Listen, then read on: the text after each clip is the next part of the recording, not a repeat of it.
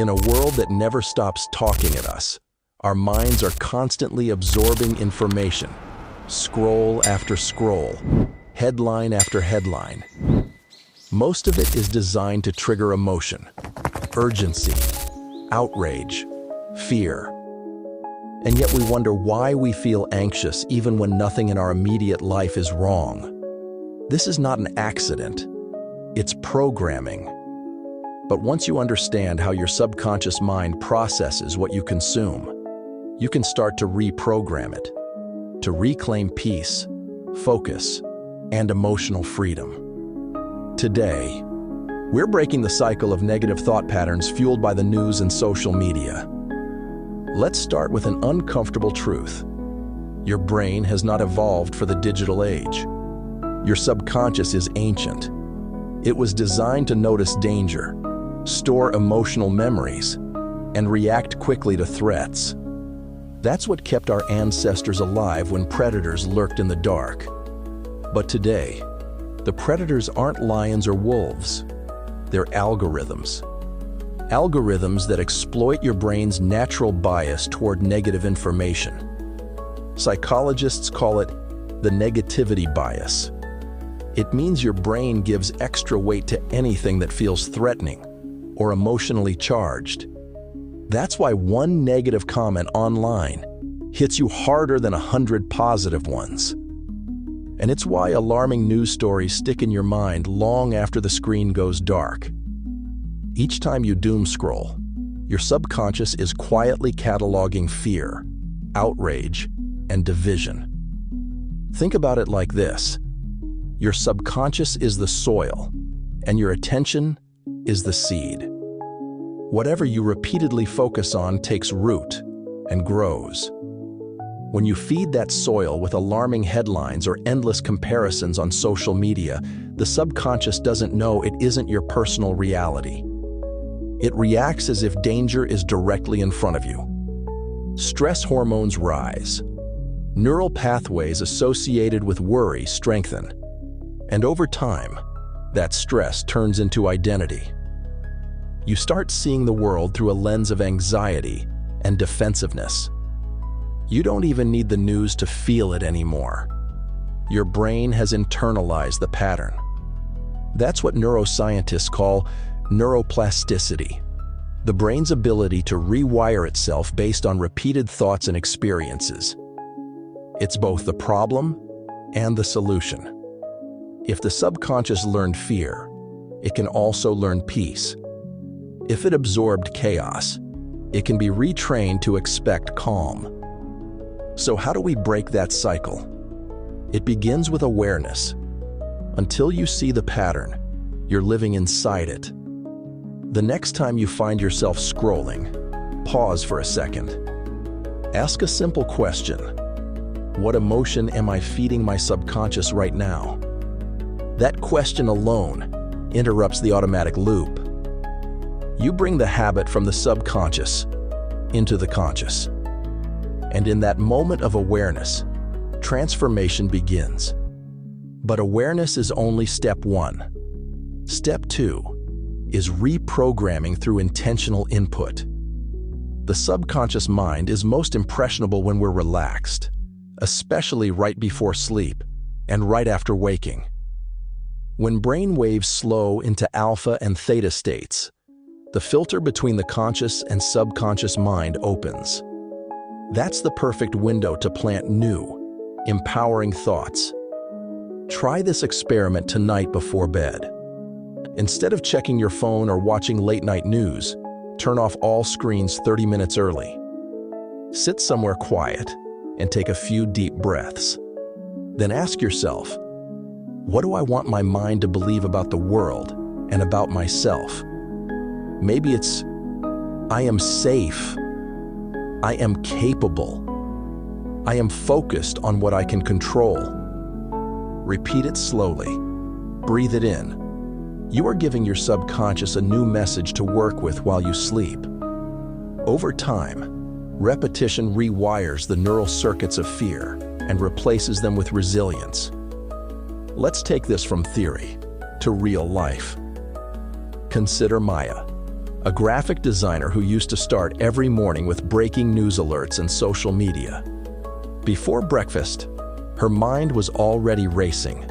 Global conflicts, political scandals, natural disasters.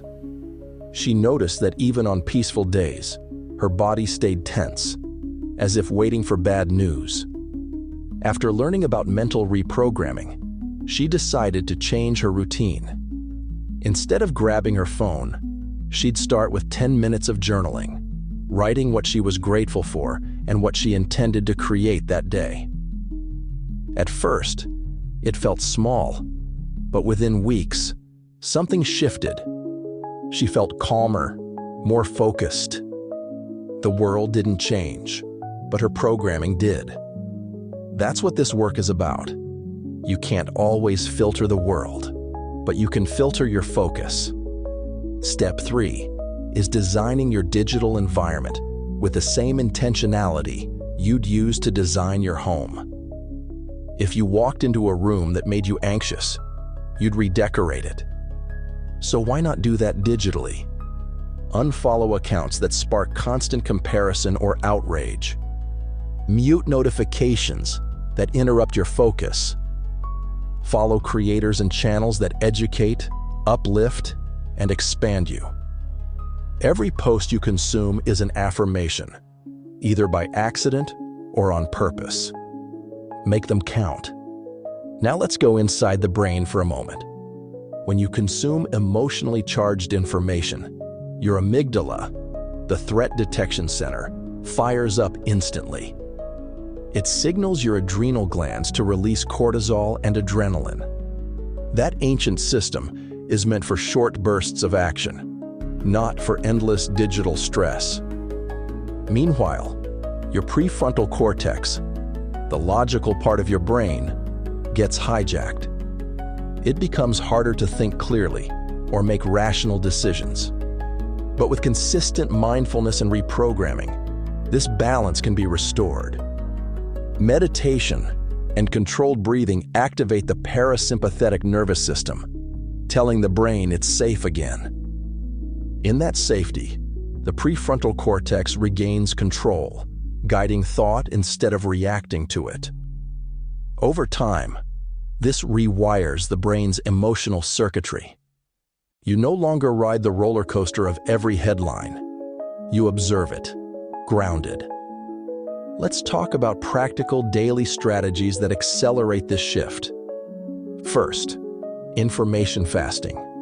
Set specific times to check the news, maybe once in the morning and once in the evening, and avoid constant updates in between.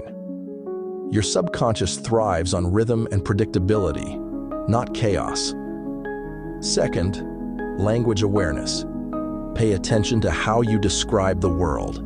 If you often say, "Everything's getting worse," your subconscious accepts it as fact. Replace it with, "I focus on contributing to solutions." Language is the steering wheel of your inner program. Third, visualization.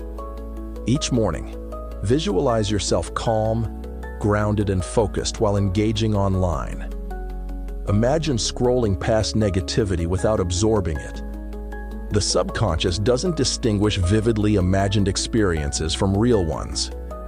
This mental rehearsal trains your emotional response in advance. Fourth, movement. Physical exercise recalibrates brain chemistry, lowering cortisol and boosting dopamine and serotonin. Every time you move, you send your mind a signal. I am safe, I am alive, I am in control. These small shifts accumulate. Every repetition strengthens the neural network of balance. It's important to remember that breaking negative patterns isn't about ignoring the world or pretending it's all good. Awareness is power, but emotional resilience is freedom. By reprogramming your subconscious, you create a steady inner world that cannot be hijacked by external noise. From that place, you can engage with life more consciously, choosing what deserves your attention instead of reacting to everything that demands it. Real transformation happens in the quiet moments when you choose awareness over habit. Every time you pause before reacting, your subconscious takes note. Every time you breathe instead of scrolling, you plant a seed of calm. And every time you focus on gratitude instead of fear, the old wiring weakens. Eventually, the background noise fades. You begin waking up with clarity, sleeping peacefully, and noticing how very few things actually deserve your worry.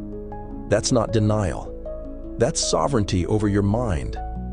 Imagine a world where millions of people stopped doom-scrolling and started consciously reprogramming their minds. We'd see more empathy, less panic, more creativity, less polarization. Because when enough people choose awareness, collective consciousness evolves. And it all starts here, with you, right now, deciding what your subconscious will believe from this day forward. So when you leave this video, carry this reminder with you. Your mind becomes what you feed it. Guard it like sacred ground. Choose inputs that reflect the world you want to live in, because those inputs will shape the world you create.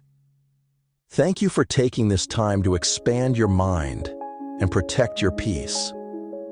If this message resonated, share it with someone who could use a moment of clarity amid the noise.